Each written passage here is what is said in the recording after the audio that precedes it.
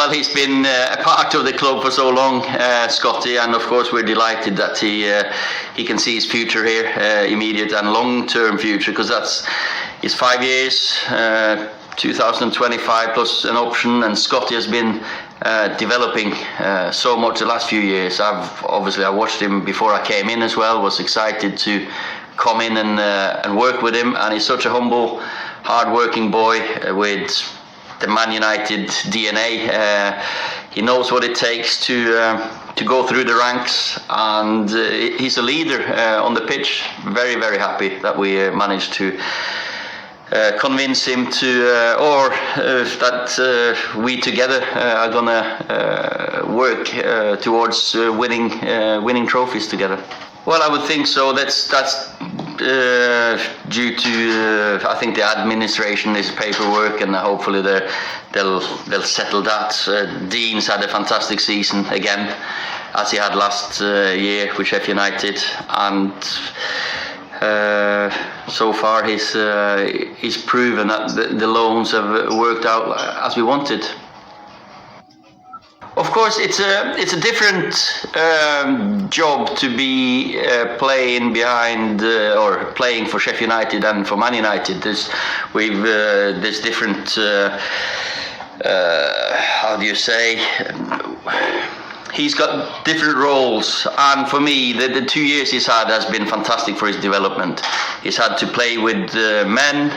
He's had to play against men. He's played in the Championship. He's played now behind a team that has played fantastic football and exciting football, and he's as the stats show, he's proven worthy of quite a few points with his saves. So he's learning all the time, and then again, he's a passionate keeper he wants to be the best. So he's developing. He's got good coaching there, and for me, I've said it before, I think he'll one day will be England number one and Man United number one, and it's up to him to keep developing.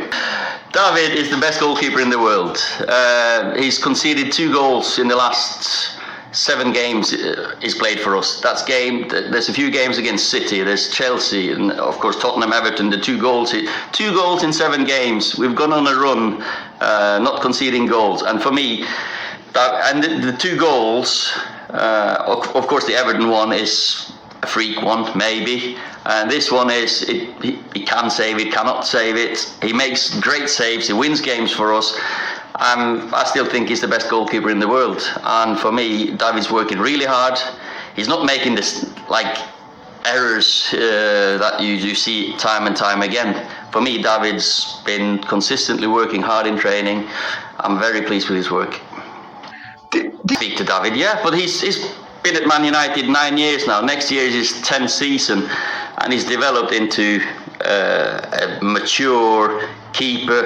For me, the best goalkeeper in the world. He's had some fantastic seasons, and I don't think it's a bad run when you concede 2 goals in 7 games against the teams we played against. He's made some match-winning saves. So for me, he saved a point for us against Tottenham now with a save straight after the goal. So he's a mentally very strong keeper. So David, but I speak to him every day, so that's fine. The team who will be without John Egan, who's suspended, who's a big part of their defence. Obviously, we've talked about the goalkeeper being missing already. Jack O'Connell might be missing too.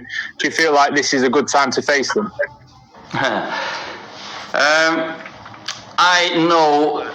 I don't know Chris well, but I know Chris well enough that he has got his team fired up for this game after a disappointing loss against Newcastle, and I'm sure that he's challenged his team to come to Old Trafford and prove what they've proven all season. So it's great to play a game, but I don't think there's any better time now than before.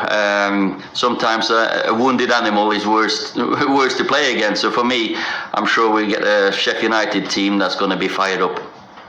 Much are you and the team looking forward to walking out at Old Trafford once again? We love walking out at Old Trafford. Of course, in front of our fans is an exceptional experience. Now it's a different experience, but we have the urge to get back on playing, winning games, of course, for our fans as well that watch on telly. So we'll go out there and put our best performance on, hopefully. I feel we are developing all the time, and how much is difficult. But we played against a very difficult opponent in a difficult stadium. The fans were helping. I think if you look at the first goal, I think that'd be a foul if you don't have the fans onto the referee. Anyway, they played exceptionally well, Sheffield United, but we had a 15-minute, 20-minute spell that we were accelerating as well. That's when we showed what we're capable of, and we're getting more and more consistent, and hopefully we can get that consistency and more penetration, forward passes, runs in behind, and hopefully we can see that tomorrow night. I'm not sure if easier is the right word. It's a different way of playing, of course. It is a different mental challenge for the players. It might make some players feel more at ease and relax a bit more. Some thrive off the enthusiasm and passion of the fans and get that extra energy out of it. But for coaches, yeah, we get the messages across, but the opponent coach can listen, and it's a different. Certainly a very, very different way. It might be when you're at home, if you're struggling, you get maybe the home fans on your back, and you struggle with that. Now you can relax a bit more. For us, we will miss our fans, because until this day I've not heard fans in the world being so supportive of their team, seeing their team, spurring them on. So for me, I think it's more difficult for us to play at Old Trafford than with no fans than with fans, because they're so passionate and want us to do well.